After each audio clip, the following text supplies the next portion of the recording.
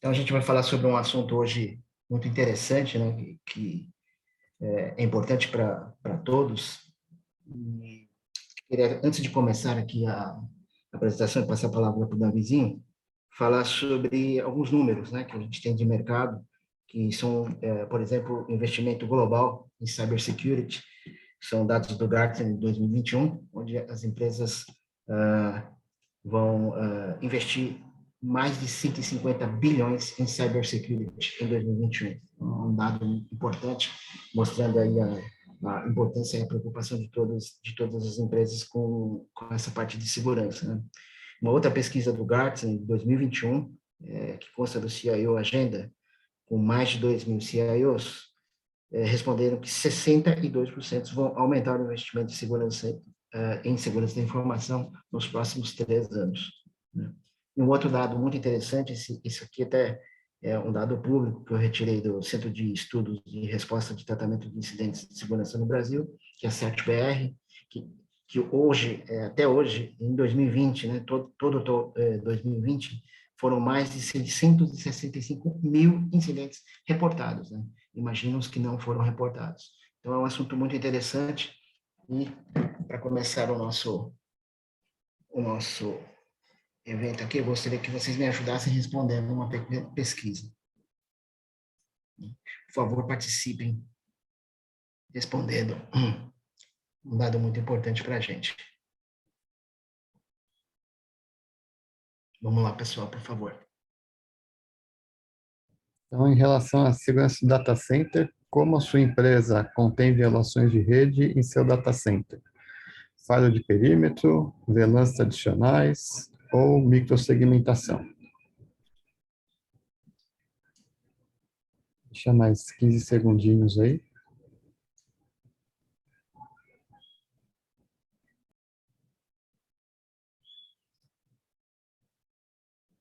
Vou finalizar por aqui, tá, Mike? Ok.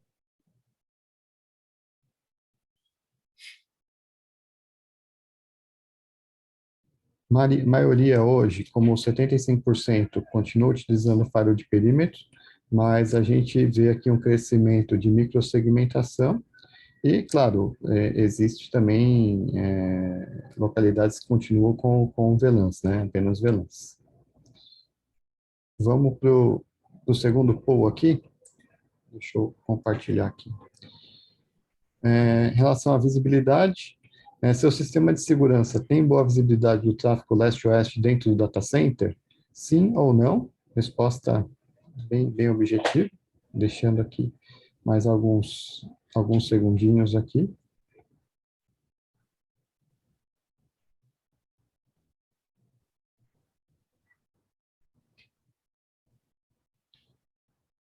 Acho que podemos passar para outra, Davi. Sim. Obrigado pela participação.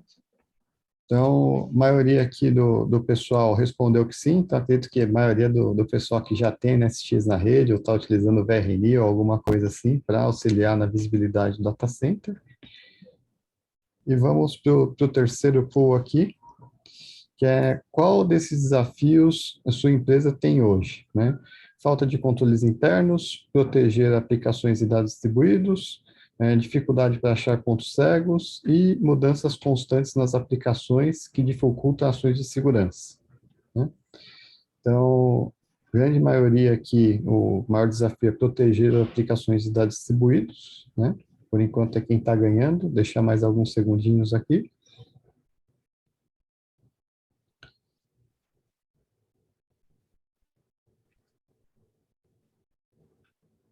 Vou finalizar por aqui. Então, das respostas, 100% proteger aplicações e dados distribuídos. Em segundo lugar, dificuldade de achar pontos cegos, né, blind spots. E terceiro, em relação à dinâmica das aplicações, mudanças constantes nas aplicações que dificultam as ações de segurança, né? Legal. Então, vamos começar aqui começar a apresentação. Bom dia a todos, obrigado pela disponibilidade de vocês, acho que todos conseguem enxergar minha tela, né? Então, o objetivo de hoje é falar um pouquinho como o NSX entrega a parte de DSPS, então, como que através de um clique a gente consegue habilitar essa funcionalidade no nosso ambiente. Tá? Vou compartilhar minha apresentação de hoje junto com o Mike, o Osmar Switzer, que é o Account Rep especialista de VCE. Legal. Então, o que hoje mantém CISOs, C-levels e profissionais de segurança preocupados, né? Preocupados durante a noite ou mesmo durante o dia, né? Segundo uma pesquisa da Scale Venture Partners, né? Uma pesquisa do ano passado, Cybersecurity Perspectives, que ameaças, né? Ou, assim, atividades maliciosas são o principal, o principal evento, a principal preocupação aí dos CISOs, CIS-levels relacionados à segurança, né? Então, como que eles vão lidar com isso, proteger máquinas que são legadas ou proteger a infraestrutura sem, sem proporcionar um downtime, ou como proteger a infraestrutura ou as aplicações em compasso com o negócio sem prejudicar o revenue, né? Então, essa pesquisa também, ela apresentou um custo por brecha de segurança médio aí de 4 milhões de dólares, né? Brechas de segurança são o principal, são o principal fator de risco aí para 46% das organizações, né? E a maioria das empresas, né, dos participantes dessa pesquisa, disse que eles criavam, né, soluções customizadas ou desenvolvidas em casa por falta de soluções no mercado, né? Então, com base nisso, né, a gente viu que existe um desafio bem grande aí para lidar com os ataques modernos, com as táticas de ataques modernos e como a gente protege as nossas aplicações, né? Legal, vamos dar uma olhada na anatomia de um ataque, né? Como que acontece uma brecha de segurança, né? Bom, tudo começa com como aquele hacker vai realizar a invasão. Então, ele tem que fazer o delivery através de um malware ou através de um código na atualização de um patch. De alguma forma, ele tenta entrar dentro da sua rede, tenta entrar dentro da sua infraestrutura, né? E aí, depois que ele está lá dentro, ele vai tentar o quê? Estabelecer uma conexão via comando de control, ou, por exemplo, uma conexão remota, né? E depois ele vai escalar os privilégios lá dentro. Então, ele vai tentar fazer escalada dentro do data center para buscar o que ele procura, né? Então, normalmente, né, ele vai ultrapassar o nosso perímetro, né? Então, ele ultrapassa o nosso perímetro, ou através de um malware, ou através da exploração de uma vulnerabilidade de uma aplicação menos crítica, né? Aí depois estabelece o comando de control, faz a escala do privilégio, aí ele vai ficar buscando as informações que ele precisa, né? Ou através de scan de port, ou através de mapping, ele vai ficar dentro da rede até conseguir acesso a uma informação mais confidencial, uma informação mais importante, né? Faz essa movimentação lateral, esconde também os traços, né? E, por último, ele vai fazer o quê? Estabelecer uma comunicação externa para fazer a exfiltração de dados, né? Então, ele vai roubar essas informações. Algumas técnicas, por exemplo, de fazer essa evasão, né? Essa exfiltração de dados, via túnel de DNS, por exemplo, né? Utilizar o DNS como um túnel para roubar as informações, né? Legal. Então, normalmente, né, 60% dos ataques, né, das brechas de segurança envolve movimentação lateral, né, então ela envolve movimentação lateral, migrar de um sistema para o outro, de uma VM para outra, de um workload para outro, né, e, em média, esse ataque ele dura mais de 200 dias para ser descoberto. Então, tem tempo suficiente aqui para o invasor estabelecer uma conexão, coletar o que ele precisa e encobrir os seus passos também, né? Fazer a ofuscação aí do seu trabalho, né? E normalmente, ou normalmente não, mas 60% dos casos, foi utilizado o quê? Uma brecha de segurança numa vulnerabilidade já conhecida, onde a gente tinha o patch e não foi aplicado o patch naquela aplicação, ou por falta de tempo, ou por falta de janela, ou porque é uma aplicação que não poderia parar, né? Mas em 60% dos casos existia uma solução para aquele problema, né? Então, vamos dar uma olhadinha como que é a arquitetura de segurança hoje, como a gente consegue otimizar essa arquitetura para proteger melhor os sistemas, né? Então, aqui a gente tem o nosso data center, né?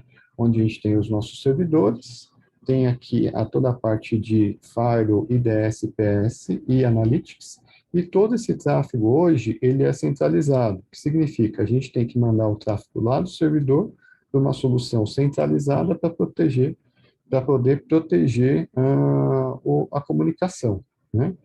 Qual que é a ideia do NSX, né? Ele vai transportar esses recursos centralizados para um recurso distribuído em kernel, ou seja, toda a carga de trabalho que tiver hospedada lá naquele servidor físico, ele não vai precisar que seu tráfego seja enviado para um appliance central para ser protegido. O que significa? A gente vai entregar a proteção no ponto mais próximo da aplicação, né? Lá na portinha VNIC da máquina virtual, na portinha CNIC do pod, né? Com isso, a gente consegue ganhar performance, porque conforme a gente cresce, adiciona servidores, a gente vai crescer também a performance de Fire, DS, Analytics, né? E a gente também diminui a latência, né? Porque a gente vai tratar todo esse tráfego interno, a gente não depende mais de topologia de rede para aplicar a segurança, né? Independente se é uma comunicação L2, L3, se a gente vai fazer camada 4 ou camada 7, a gente consegue proteger de forma transparente aquela carga de trabalho lá na portinha da máquina virtual, né? E a solução, ela evoluiu bastante, né? Hoje, a nossa solução de Service Defined File, ela não é só uma solução, por exemplo, de segmentação camada 4 e camada 7, né? A gente está entregando muito mais.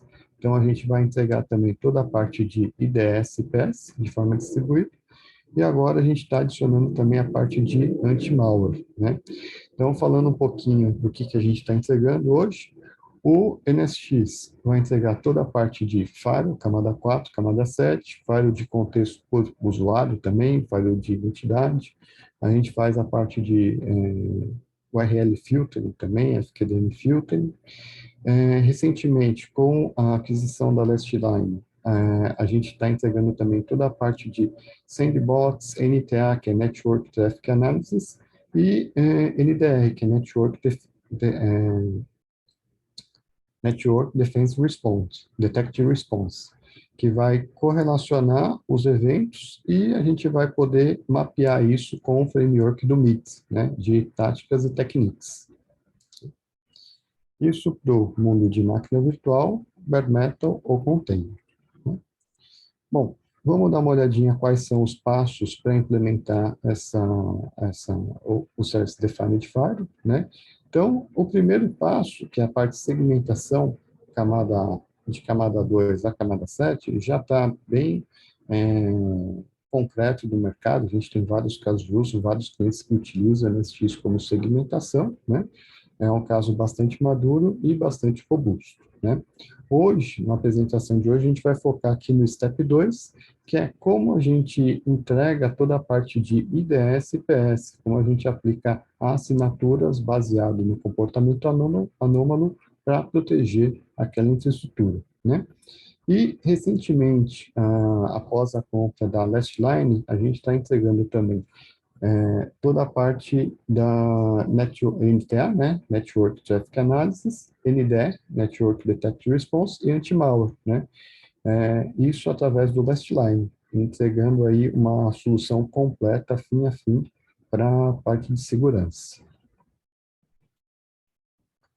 Bom, vamos dar uma olhadinha o que o IDS-PS faz além da segmentação básica do NSX, né? Então, imagina que eu tenho lá meu data center, VLAN 100, por exemplo, e eu tenho lá duas aplicações. Então, o NSX, ele vai segmentar aqui, ele vai falar, essa aqui é a aplicação A, essa aqui é a aplicação B, né? Posso definir aqui quais são as portas permitidas em cada uma das aplicações, não quero que a aplicação verde se fale com a aplicação roxa, né? E esse aqui é um caso de uso que o NSX já faz há muito tempo bastante bem, né? E o que, que o IDS-PS vai fazer? Ele vai olhar não só o header do pacote, né? Mas ele vai olhar o conteúdo, o payload daquele tráfego e vai verificar se aquilo é um tráfego malicioso ou não, baseado numa assinatura, né? Então, por exemplo, ele vai verificar aqui que tem uma comunicação de CouchDB e vai verificar se aquela comunicação de CouchDB numa porta permitida é um comportamento normal de CouchDB ou não, ou é um comportamento malicioso, né? Então, caso, por exemplo, seja detectado que está acontecendo um RCE, um Remote Code Execution, ou, por exemplo, uma escalação de privilégio, ou um scan de porta, ou, por exemplo, um brute force, alguma coisa assim, a gente vai identificar isso através da nossa solução de DSPS e também vai prevenir, né? A gente consegue definir a granularidade de como essa assinatura vai trabalhar. Então, a grande vantagem do NSX é que não necessita a rearquitetura de rede. Então, a gente tem aqui nosso data center tradicional, onde a gente tem nossas máquinas virtuais, nossos servidores físicos, os suítes, né? E aqui toda a parte centralizada de serviço, Firewall, IDS, PS, gerenciamento dessas caixas, né? Então, o NSX ele vai fazer o quê? Vai transportar essa arquitetura centralizada para uma arquitetura distribuída em care, né? Entregando essas funcionalidades no ponto mais próximo da aplicação, né? E quais são os benefícios, né? A primeira é uma proteção distribuída, né? Que ele vai escalar linearmente conforme o crescimento da infraestrutura. Então, conforme você adiciona servidores, você vai adicionar automaticamente mais capacidade de FAR e DSPS, né? E você não vai ter blind spots, né? Você não vai ter ponto cego. Por quê? A infraestrutura ela vai conseguir tratar de forma transparente todo o tráfego que entra e sai daquelas cargas de trabalho, né? O segundo é que a gente vai ter o quê? Uma assinatura customizada de acordo com a carga de trabalho. Com isso, a gente consegue ter menos falsos positivos no ambiente. Em vez de colocar uma assinatura para tudo, né, a gente consegue criar aqui assinaturas customizadas. Aqui no demo a gente vai dar uma olhada como isso funciona, né? A gente consegue ter contexto na parte de track detection também, para ter uma prioridade, uma priorização melhor do que está acontecendo, né? E a gente consegue simplificar as políticas de uma forma bastante eficiente, através do conceito de grupos, tags, nomes, né? E aplicar isso independente da rede, né? Independente do endereço IP, a gente vai aplicar a política de segurança pertinente, né? Então, quais são os passos para implementar o IDS-PS, né? É muito simples, a gente vai primeiro habilitar, eu vou mostrar aqui como é que faz como é que a gente habilita isso na nossa infraestrutura. Depois, a gente cria os perfis, cria as regras, né? E por último, a gente monitora, né? Essa habilitação, ela é feita por cluster e a gente consegue agrupar assinaturas relevantes de acordo com o sistema operacional, com o tipo de aplicação e etc. Posso trabalhar em Detect Only ou Detect Prevent, né? Apenas como IDS ou IDS-PS, e a gente vai ter uma visibilidade aqui centralizada e logs centralizados da infraestrutura. Então, como que a gente habilita o IDS-PS? É bastante simples, né? Então, eu estou aqui no meu NSX, vou aqui em Distributor de IDS-PS, clico em Get Started e habilito aqui por cluster a funcionalidade, né? Então, por cluster, eu vou habilitar aqui toda a parte de IDS-PS, bastante simples, né? Qual que é o próximo passo, Davi? O próximo passo é a gente criar as regras de IDS-PS e os perfis, né? Então, vamos dar uma olhadinha como isso funciona. Tenho aqui no meu ambiente uma aplicação, um Drupal server, né? Tenho o ambiente de dev e o ambiente prod. Aqui a gente vai explorar uma vulnerabilidade conhecida nessa aplicação, que é um Drupal server, via Drupalgeddon 2, né? E depois de explorar essa vulnerabilidade nessa aplicação que está disponível externamente, a gente vai fazer a movimentação lateral, pulando aqui para uma outra rede e depois de uma máquina para outra, né? Buscando o dado que a gente procura, né? Então, vamos dar uma olhadinha como isso funciona. Vou iniciar aqui a simulação. Aqui eu estou com a assinatura no meu ambiente, né? Então, vou iniciar aqui a campanha de ataque, simular a campanha de ataque. A gente vai estabelecer a sessão com as máquinas. Então, fiz isso com o Metasploit. Verifico aqui que eu estou com 3 sessões, né? Já consigo verificar aqui que foram identificadas essas sessões. Aí eu vou entrar aqui na sessão 1, consigo ter uma visibilidade aqui dos arquivos que estão ali dentro, né? Consigo criar arquivo, consigo remover arquivo, consigo visualizar um arquivo que está lá dentro também, o seu conteúdo, e filtrar se a gente quiser.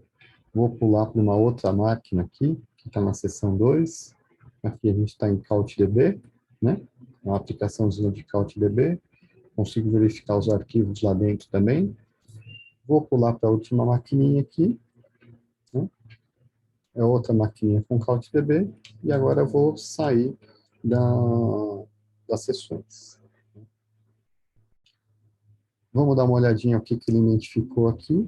Então, iniciar aqui com o primeiro, com o primeiro alerta aqui, é a comunicação externa, né, com a minha aplicação web DMZ, né, do ambiente dev, né. Tem aqui o horário que foi identificada essa intrusão. Depois, eu vou para o segundo ataque aqui, para o segundo alerta, que é o alerta de movimentação lateral, né? Então, verifico aqui que é uma comunicação da minha subnet 21, né? Da minha subnet 22, né? E, por último, a gente vai ver uma conexão estabelecida do ambiente interno para o ambiente externo, né? Aqui continua sendo uma movimentação lateral da rede 21 para a rede 22. E, por último, a conexão externa, né? Então, estabelecer uma conexão aqui do ambiente externo com o ambiente interno. Do ambiente interno com o ambiente externo. Então, vamos para o próximo passo agora, que é criar uma assinatura. Então, vou vir aqui no perfil e vou definir quais são as assinaturas que eu vou agora alterar para bloquear esse tráfego. Não só identificar, como vou colocar aqui como reject também. Então, vou colocar as 2 assinaturas aqui que a gente identificou como pertinentes para esse comportamento. Eu posso fazer isso de outras formas também. Então, tudo que for do Drupal server, vou lá e bloqueio. Tá? É outra forma de fazer. Vou criar uma regra agora, vou chamar de Drupal, por exemplo, Drupal Policy, e vou aplicar essa política, essa regra, né, no meu servidor Drupal que está com a vulnerabilidade, né? Esse conceito de aplicar essa regra de PS no servidor vulnerável também é conhecida como virtual patch, né? Eu vou aplicar um patch sem necessidade, por exemplo, de rebootar aquela máquina ou atualizar um agente de antivírus naquela máquina. Altero aqui de detect para detect prevent. E agora a gente vai rodar novamente aqui a nossa campanha de ataque, né? Então, vou apagar aqui e iniciar novamente o Metasploit, né? A gente vai utilizar o mesmo script, né? E agora ele terminou a campanha de ataque, mas não estabeleceu nenhuma conexão, porque o IPS aqui bloqueou essa comunicação.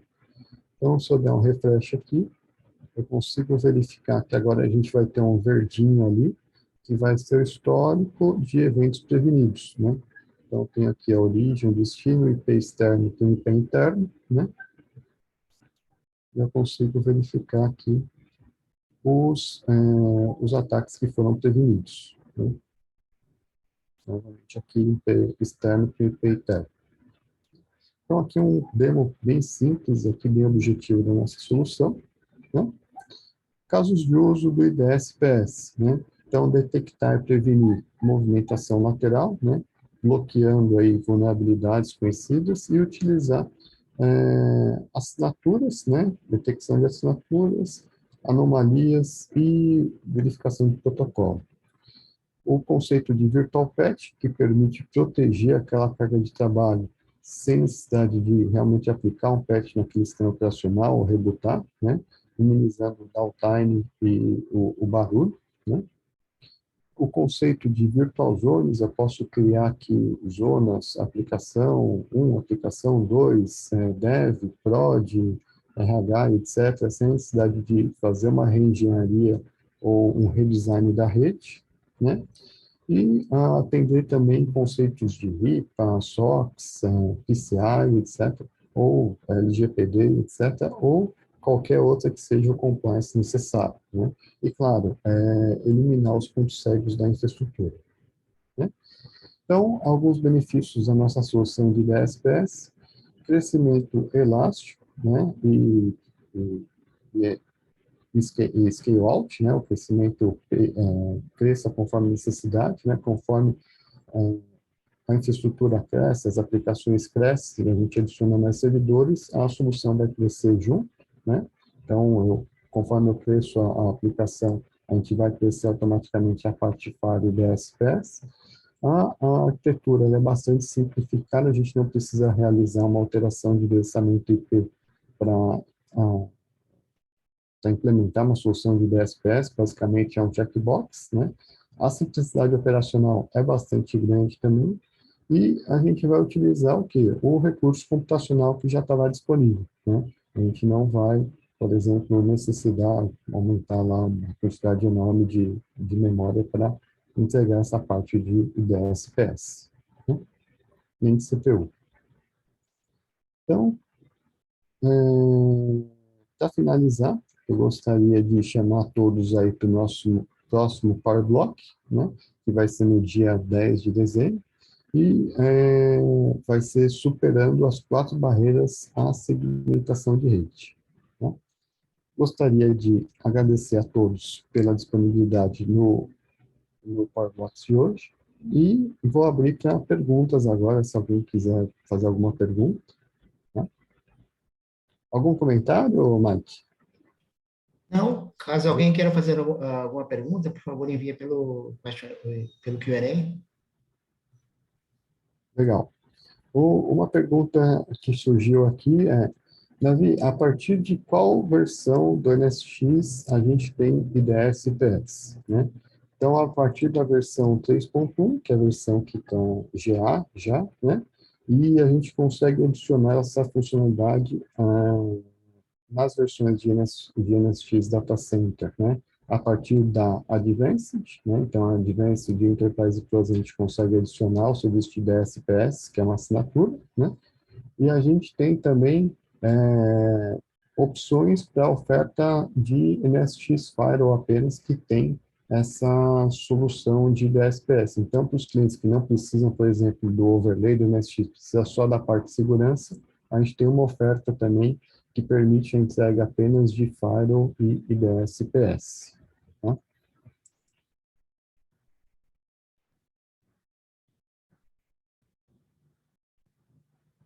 É uma pergunta se temos integração com o NSX Load Balancer. Sim, sim, ela é uma função independente, então a gente consegue ter o NSX Load Balancer, o DSPS, de forma independente, tá? É, mas podem coexistir aí sem qualquer tipo de problema, tá?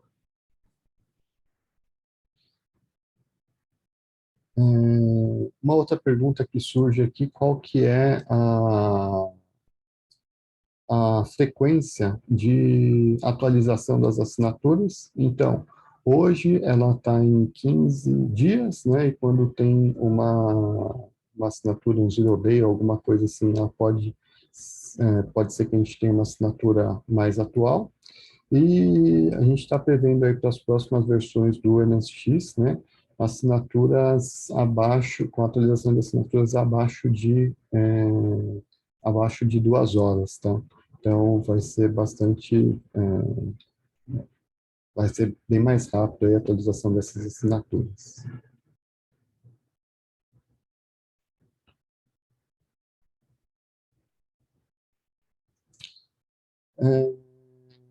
Chegou mais uma pergunta aqui, dicas de abordagem para clientes que já utilizam NGFW de outros fabricantes, tá?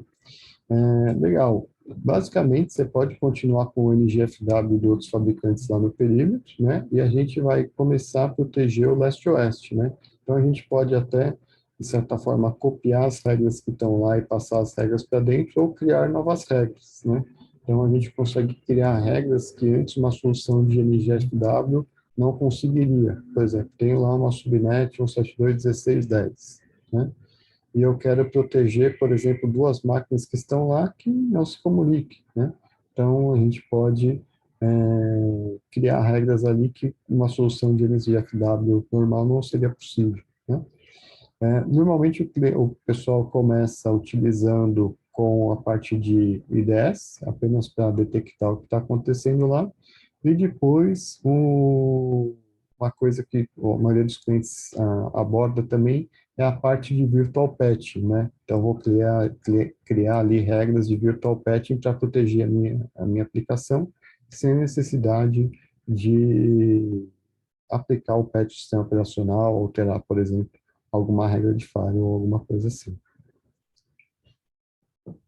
Mike, a gente já passou mais 4 minutos aqui Sim. do planejado. Mais algum comentário? Não, como sempre, muito obrigado, Davizinho, show. Obrigado pela participação de todos. Eu deixei o e-mail meu e do Davi aí no chat, por favor, caso Uhum. queiram trocar experiência, saber mais sobre a nossa solução, sobre outros produtos também, como Advanced Load Balancer, por favor, Uhum. entre em contato, ficaremos felizes em responder e ajudá-los. Perfeito. Por hoje, Obrigado, muito Mike. obrigado. Surgiu mais uma pergunta aqui. Se existe alguma mudança de rede necessária, de rede física necessária para implementar a solução? Não, a gente não requer qualquer alteração de rede para implementar a solução, é implementar de forma transparente na infraestrutura, né? E acho que agora a gente pode finalizar. Finalizar. Obrigado, Obrigado, pessoal. pessoal. Muito bom dia. Tenham uma excelente sexta-feira. Bom dia a todos. Até mais. Tchau, tchau.